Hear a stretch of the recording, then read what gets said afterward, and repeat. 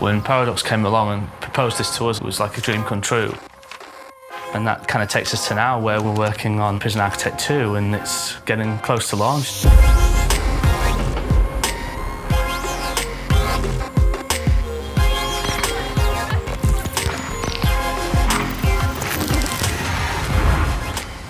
I think players are ready for a sequel, and we've hit that natural conclusion where bringing the game to 3D is also opening a wealth of new possibilities.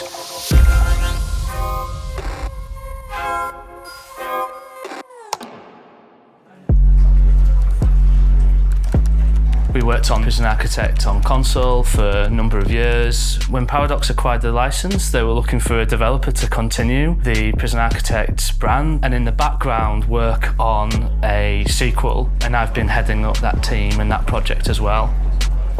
So 3D is a really good thing because it gives us a lot and it challenges us a lot in different ways as well. So some of the things that it gives us is it just looks gorgeous, and we get to do a lot of fun stuff with lighting and a lot with angles, whereas it with top down it's very fixed. You're kind of limited to what you can do. Prison Architect 2 is an evolution of Prison Architect. It's not a new thing, so we always have to retain the look of the 2D one, but you're bringing it to 3D. The fidelity that we've had to go to, bring in the assets and animations and fingers, and I think we got very close. This is some very early concept art that we explored, and with the animations, by adding fingers, now they can reload guns, they can manipulate buttons, facial features, the eyes. That has been a big game changer. So here we're exploring cells, how we're taking this one and then we've reconcepted it into 3D. And there's a lot of things going on here again with roughness and metallic values now, so they react to the light. Early plot building area, it was difficult for us to get the scale. And eventually we scaled them down and pushed them way back. It opens up the environments, creates more vast landscapes, and that's kind of, for me, what it was always about with these worlds. We really wanted to do something with more production value, but also 3D opens up a number of new gameplay depths, so like multiple floors, being able to actually create prisons like Alcatraz, like for real this time.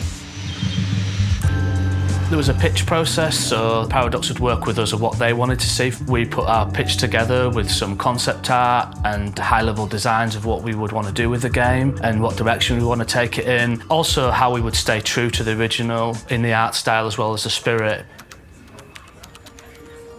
Code. Mainly code. Design pod, animation, art. We'll not bother with the kitchen, it's very exciting though. We make coffee there. We've got our incredible animators and artists doing some brilliant work, making the game look absolutely phenomenal and amazing. So everybody here in this office works on Prison Architect 2, and we've moved offices a couple of times, but we've moved in here to get everyone closer together so we can collaborate a little bit more closely, which is working really well. I was always working quite closely with the community, and one of the big things that kept coming up from people was, we want multi-floor. And then as soon as that opportunity came up, we knew to make multi-floor work, it's got to be 3D. And then as soon as we got into the green light process, that became really exciting really quickly, because we got to work with a lot of these things that people wanted and turn them into something quite brilliant. The challenge is, though, that one of the very first things we had to do on the project was figure out how the scale of the game translates from the first one to the second. You might not see it on first glance when you're playing the game, when you're playing a prison, but actually the ratio of inmate to walls, for example, is like halved. So the population of the prisons are smaller and the size of the prisons expand to grow that, because it's not just a 2D sprite that can wander over and just sit on a bed. So that was a massive challenge, just getting prisoners to move from one place to the other at the correct speed, at the right time. It gave us so much more freedom to develop the game, but it also meant there was a lot more questions that we needed answers to, rather than just sitting in 2D. Tom Cruise lookalike. This is still my favourite. I think I could have a version of this blown up on my wall at home. It is amazing, where I've worked on games where the concept art doesn't look like the game in the end. It's not just, hey, well, let's make Prison Architect 1 in 3D. The deeper reasons for it is to really blow up the potential of the game, like through the construction, through the automation, through the logistics. It was a challenge for us on one side because Prison Architect was never designed to be multi-floor, so we had to go back and figure out how that was going to work. It meant a lot of things changing with scale. But for the player, they're going to have to manage not just this one big prison that you can see at a glance, plus all these other levels where stuff is going on that you don't know about. Yeah. So we do have some iconography to like highlight it, but it means that those players who really enjoy the action part of it, there's a lot more for them to watch because they need to make sure they've got eyes in all of the right places, that they're checking out. There's a lot more challenges for the player now.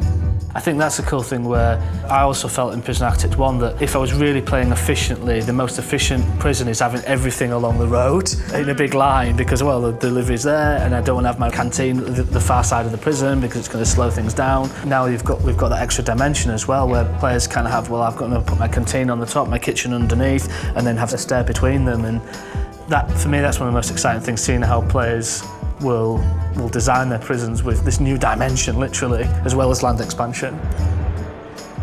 Everything makes a bit more sense now. With windows on the wall, I can actually see through them. Well, snipers wouldn't have made any sense at all if the floors didn't react to each other and didn't interact. Yeah, there's a lot of creative possibilities, I think.